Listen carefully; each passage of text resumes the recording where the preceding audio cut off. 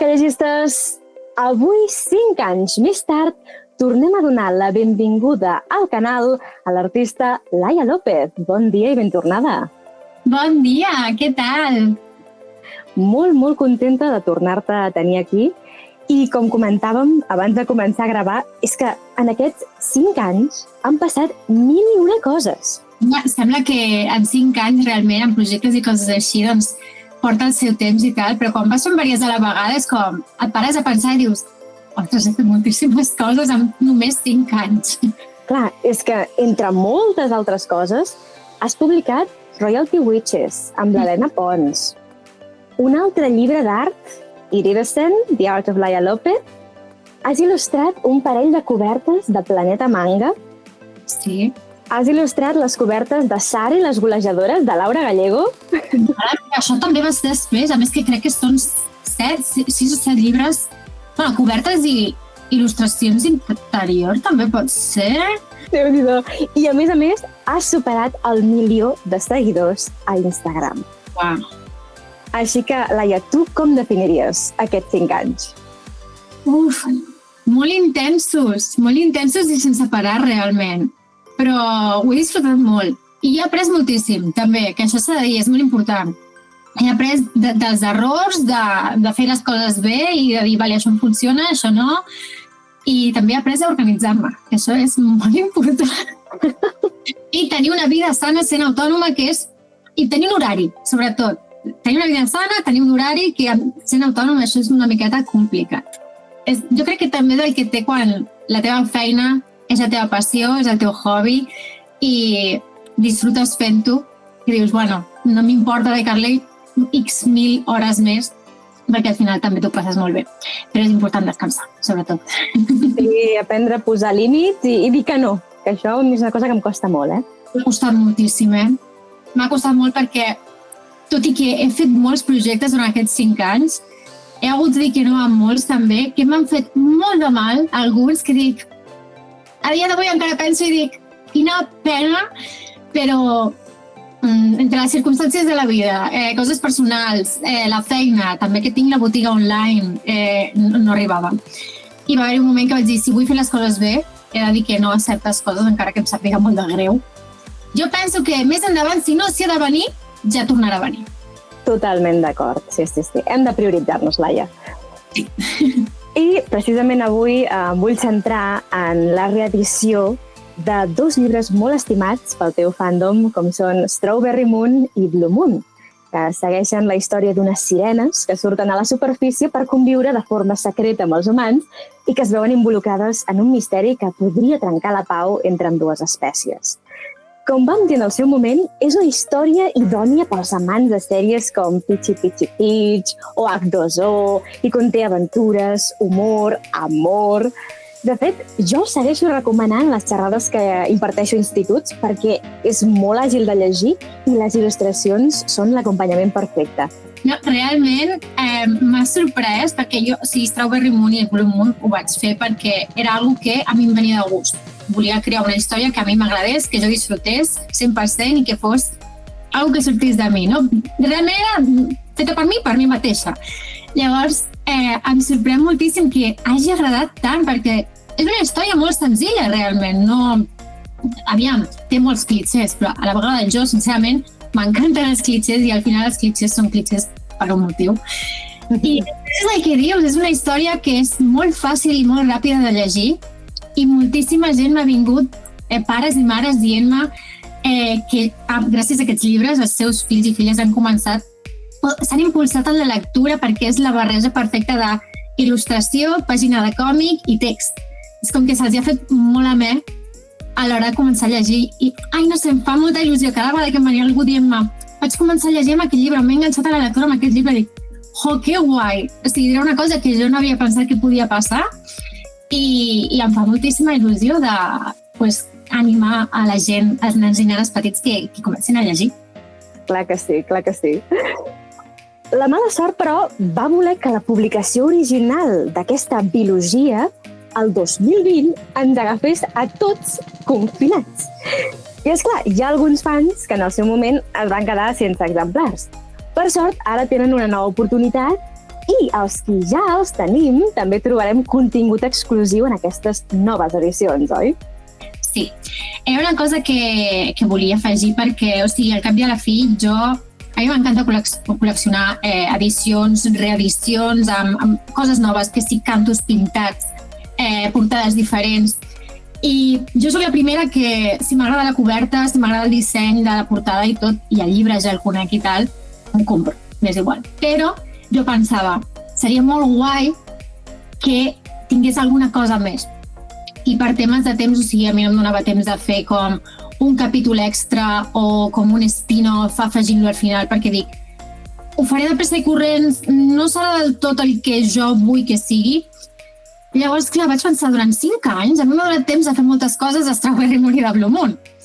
I vaig començar a mirar les carpetes i tenia un munt d'art conceptual, de coses que s'havien descartat. Sobretot pel segon llibre, per Blue Moon, van haver-hi moltíssimes il·lustracions que vam haver de descartar perquè per timings d'entregues no arribaven. I a mi això em sabia greu perquè molts esbossos estaven fets, el que faltava era passar-ho net. I vaig dir, pues aquests esbossos i aquestes coses pues els anem a posar aquí, no? I després, il·lustracions que havien anat fent al llarg d'aquests anys i tal, i dic, m'agrada molt aquest apartat de sketchbook que he fet al final de cada un dels llibres, que pues, és això, una miqueta un popurri d'esbossos, art conceptual, il·lustracions de color, alguna il·lustració que encara no havia penjat. I no sé, trobo que és una cosa que a mi personalment, quan veig en un llibre, m'agrada moltíssim veure què hi ha darrere de la història, com ha arribat l'autor fins al punt de crear aquests personatges o de les il·lustracions. I no sé, m'ha fet molta il·lusió i els hi va agradar moltíssim a la meva editora i vaig dir, fantàstic. Ja ho tenim. A més, també aquestes edicions són més petites, són més pràctiques i també tenen, com has dit, noves cobertes. Que clar, em deies que et va costar superar-te tu mateixa perquè jo he de dir que les originals m'encanten, eh? Les originals són molt maques, o sigui, jo les veig i dic, és que et dic, les mirava i dic, és que com puc superar això? Realment era ideal, o sigui, encaixava tantíssim la primera portada com la segona amb el contingut de cada llibre i vaig dir, bueno, què és el que potser em falta i a mi m'encanten tots els brillitos, dibuixar cues de sirena amb tot el brillo que li doni de la història i dic, vinga, va, vaig a jugar amb això. Sé que a mi m'agrada, a la gent els agrada també. Dic, vaig a intentar aviam si les meves habilitats de dibuixar cues de sirena han millorat amb aquests anys. I vaig dir, vinga, anem a provar. I vaig estar buscant referències d'imatges de gent, de sessions de fotos de sota l'aigua i tal, i vaig dir, anem a provar coses. Els llibres venen amb unes làmines de regal en col·laboració amb la Casa del Llibre i una d'aquestes làmines és el que havia de ser, en teoria, una de les portades, que al final va ser descartada, perquè volia sobretot que en les dues portades sortissin la Diana i l'Aiden, que no fos només la història de la Diana, sinó que és la història dels dos. M'encanta com han quedat. De fet, estic en procés d'imprimir-me jo mateixa un pòster gran de cada una per penjar-m'ho a casa. No he fet mai, no m'he penjat mai cap il·lustració meva a casa meva. Els meus pares, òbviament que sí, perquè ells són els fans més grans meus que tinc, però jo, meves personals, no m'he penjat cap, però m'agrada tant com han quedat que dic, vinga, aquestes sí que les vull penjar. Que guai! Sí. I sobretot, per qui ens estigui escoltant, on poden trobar els teus fans els teus llibres? A Espanya i fora d'Espanya, també? Aquestes edicions en concret em sembla que només són per a Espanya. A França, per exemple, han sortit en el seu moment amb les portades antigues i segueixen estant allà. Canadà també han sortit en francès, o sigui, la part de Canadà on es parla francès, també van sortir. De moment, crec que només està a aquests llocs. De moment. Ojalà, tant de bo més endavant, surti a més llocs, però aquestes portades en concret sí que són només exclusives per aquí, per a Espanya. La gent que intentava últimament comprar els llibres abans que sortissin, era impossible trobar-los. No estaven enlloc. O sigui, de fet, estava Blue Moon i Strawberry Moon no estava enlloc. Moltíssima gent a firmes em deia he aconseguit Strawberry Moon per Vinted, però ha sigut una odissea. I és que no estava com quasi descatalogat o ja no imprimien més. Llavors, per això vam parlar amb la meva editora en plan, què fem? I vam dir, va, donem-los com una nova vida amb un format molt més accessible, que a mi això és una que m'agrada molt, perquè l'altre... la gran majoria de llibres que tinc són bastant totxos, tots són tapadura, la majoria, molt gran. I sé que quan la gent es porta a les firmes venen amb el carrito de la compra o amb la motxilla sencera, i aquí és com molt més... És que m'encanta el format Flexibook, és com tan gustós. No sé, estic supercontenta amb aquesta edició, la veritat. Doncs, Laia, a l'anterior entrevista em vas dir que si tenies temps t'agradaria seguir escrivint històries breus dels personatges. Oh. Però, clar, no has tingut gaire temps. Així que segueixes deixant la porta oberta a aquesta possibilitat d'algun spin-off, alguna continuació? Totalment que sí. De fet, vaig estar pensant, perquè quan vam plantejar l'opció de reedicions, també estava l'opció d'un tercer llibre o un spin-off. Que clar, òbviament el tercer llibre i l'spin-off implicava dedicar-li molt més temps i en aquell moment jo estava amb moltes altres coses que no podia agafar un altre mes. Però jo de mentre anava pensant, i si realment tingués temps, què faria? I realment vaig pensar que seria molt interessant fer com un spin-off del personatge del Mako, de Tauró Sirena, de Strawberry Moon, que és un personatge que ha agradat moltíssim i a mi m'agrada molt. És com el comedy relief de la història, per dir-ho d'una forma. I després ja se me'n va al cap a un altre lloc que vaig dir, i si faig com un spin-off del Mako, fusionant-lo amb dos personatges originals que he creat del no-res, que són, no sé si has vist una il·lustració d'uns pirates que tinc. Sí. Una història amb aquests tres, no sé el què. Vaig començar a donar-li voltes. Perquè clar, al final és com dintre d'un món aquàtic. Si hi ha sirenes, perquè no poden haver-hi també pirates? És un món de fantasia. Al final, puc crear el que em doni la gana. Dic, bueno, anem a donar-li voltes. I vaig arribar a pensar en fer una història amb aquests tres. Però després vaig pensar, crec que també m'agradaria que els pirates tinguessin la seva pròpia història i que el Mako tingués la seva pròpia història, perquè és un personatge que crec que pot donar molt de sí per desenvolupar, sobretot perquè en el llibre de Blue Moon ens ensenyen algunes coses de la seva infància, amb el seu pare, el món de sota aigua, sota la llacuna on viuen. I crec que seria molt guai explorar tot això. Però es va quedar aquí, es va quedar com amb una idea una miqueta en stand-by de ojalà en un futur tingui temps i pugui desenvolupar tot això, perquè jo sí que ho disfrutaria i crec que a la gent també els agradaria molt. Oh, i tant, home, deixeu-nos als comentaris què en penseu, la gent que ens estigui veient, volem saber-ho, a mi m'encantaria. I per descomptat, ostres, fer com cameos de personatges, entre històries, seria molt guai també.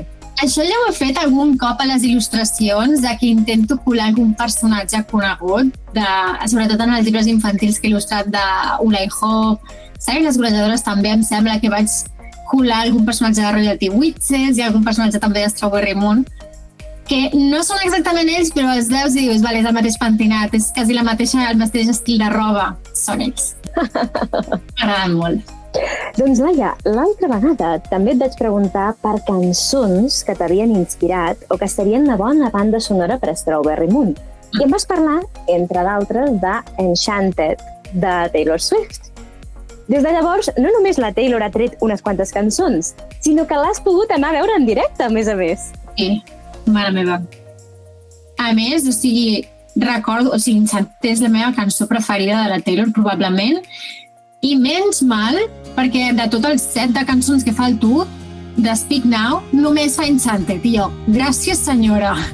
Arriba a treure aquella cançó i jo dic, bueno, no hagués passat res, no? Però m'ha després una mica trista. És com, bueno, la meva única cançó preferida que m'agrada tantíssim, però va ser molt guai, va ser xulíssim i va ser supermàgic. Molt bonic. Vaig anar 2 vegades, vaig tenir moltíssima sort i, uau, ojalà torni per tornar-la a veure i que la gent que no ha pogut veure que tingui l'oportunitat o que se l'estima molt aquí i que no ve mai. Cert. Doncs jo voldria saber, hi ha alguna de les noves cançons de Taylor Swift o d'algun altre artista que t'agradaria afegir a la llista de Spotify de Strawberry Moon i Blue Moon? Ostres, doncs ho hauria de mirar.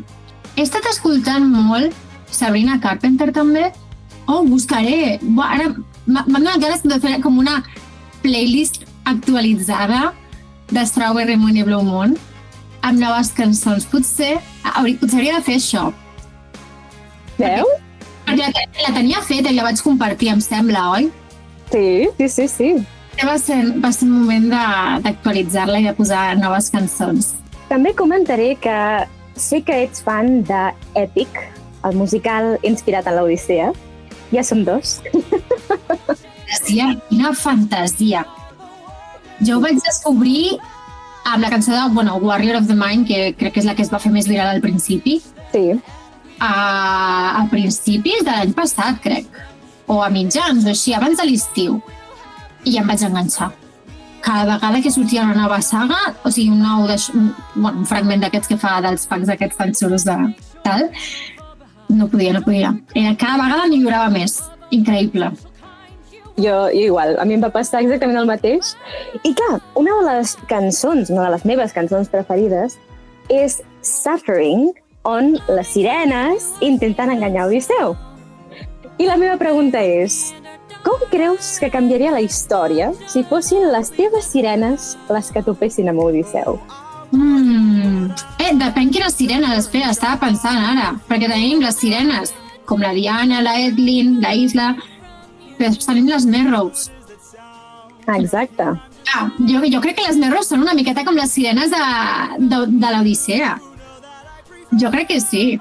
Al final, si fossin les sirenes Merrows les que es trobessin, la cosa seguiria bastant igual com segueix a l'Odissea. Si fossin més bé Diana i Mako i Edlin, la cosa canviaria moltíssim. Jo crec que, bàsicament, la Diana els diria que voleu, necessiteu ajuda, i el Mako pujaria literalment al vaixell i començaria a fer-se amic de la gent del vaixell, de la tripulació. Sí, no? Jo crec que potser els ajudarien i tot a arribar a casa i a arribar sencers tots, no? Sí. Què heu de passar per Sila? No us preocupeu, buscarem una altra alternativa. No cal. O sigui que realment ets fan d'Epic, M'encanta, jo també. Sí, m'agrada molt. Sobretot, ara estava la cançó de God Games, m'encanta veure també les animàtiques que fa... Sí. Et plantejaries fer algun animàtic? M'encantaria. Però saps què passa? Jo tinc... O sigui, a mi se'm dona molt dibuixar un cert tipus de personatges i jo, per exemple, veig Neil Illustrator, sí, que ha fet les animàtiques de Zeus, de Poseidon, guapíssims, uns senyors que dic, m'agradaria aprendre a dibuixar homes així. El dia que jo aprengui a dibuixar homes així, potser sí que faig una animàtica d'Epic. De fet, havia començat en algun moment així, temps lliure, de fer una animàtica però adaptada a Strawberry Moon, justament al moment que la Diana va cantar el Café Ondina, perquè és com que encaixava molt amb alguna de les cançons que tenia en ment, i de la Isla també, però es va quedar allà, es va quedar a mitges arriba un punt que les animàtiques al final, o sigui, són moltíssimes il·lustracions i encaixar tot el moviment amb l'animació porta el seu temps. Però m'encantaria, o sigui, si algun dia em dono un xute allà d'energia i de vinga, va, ho acabo, seria molt guai. M'encanta, doncs molt contenta de saber que formes part del fandom d'Epic i ja dic, jo crec que Epic i Strawberry Moon fan una bona combinació, Veurem si passa alguna cosa. Doncs, Laia, per últim, et proposo un joc ràpid. Vale. Al llarg dels anys has anat dibuixant amb el teu propi estil a nombrosos personatges literaris. Així que aniré enumerant algunes de les heroïnes que has reinterpretat i m'hauràs de dir amb quina de les dues et quedes a cada ronda. Preparat? M'encanta, vale. Vinga. En primera posició tenim Rapunzel o Glinda. No podem començar així. Vale, aviam. Diré Glinda perquè tinc molt recent Wicked i ho segueixo escoltant cada dia perquè no havia vist Wicked, no sabia de què anava fins a que ha sortit ara la pel·li musical, però jo no havia vist res del musical, no m'havia llegit el llibre, no sabia res de la història, vaig anar a ciegues completament, em va encantar. Vaig plorar molt. L'he vist 2 cops al cine ja i vaig plorar les 2 vegades. I el personatge de Glinda em va agradar moltíssim. Trobo que és un personatge molt graciós, a la vegada bastant molt interessant, i com a disseny, en plan, tots els vestits que porta, la caracterització del personatge és maquíssima, així que em quedo amb Glinda, crec. Ok. Glinda. Vale. Glinda versus Sophie, del Castell Ambulant. Oh... Crec que em quedo amb Glinda. Ok. Doncs tenim Glinda versus Violet Sorrengail, d'Ales de Sang. Uau, vale. Aviam, he de dir que només m'he llegit Fourth Wing, o sigui, encara tinc pendents els 2 següents perquè no m'ha donat la vida per llegir més, però crec que Glinda. Ostres. Ok. Crec que Glinda arribés tan lluny, no sé, bueno... Déu-n'hi-do. Bueno, també pot ser en base a lo bé que tu has passat fent el dibuix i l'esbós i tot, vull dir...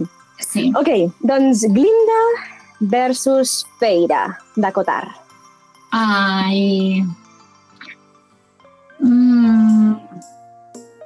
Crec que Feyre aquí, hauria de dir. Sí. Que et vaig seguir la muntanya russa emocional per la qual vas passar llegint els llibres. Increïble. Mira que havien sortit... Bueno, fa bastant temps que han sortit, però quan em va donar allà per posar-me a llegir sense parar, em vaig enganxar d'una mala manera. I Feyre és un personatge molt interessant que també m'agrada molt. També vaig tenir els meus altibajos amb ella de... Bueno, al final és la protagonista i solen passar aquestes coses amb els protagonistes, però al cap i a la fi trobo que és un personatge molt guai i em va agradar també molt dissenyar la meva versió d'ella quan vaig fer el dibuix. Bueno, d'ella i les seves germanes, també. Òbviament, sí. Bueno, d'entre les seves germanes, la meva preferida és Nesta. Això crec que ho sap ja tothom, però sí, Feyre, una reina també. Ok. Tenim Feyre, anem arribant al final i entra Jude, de The Cruel Prince. Jude, i no m'ho penso. I vamos, estava esperant, dirà Jude, si dirà Jude, a mi m'encanta. El personatge de Jude m'agrada moltíssim. M'agrada molt el món d'on ve, o sigui, tot el món del príncep cruel m'agrada moltíssim. L'imaginari que ha creat Holly Black amb tot el món de les fades allà dels Fays és molt guai, molt creepy i màgic a la vegada, que és una cosa que m'agrada molt.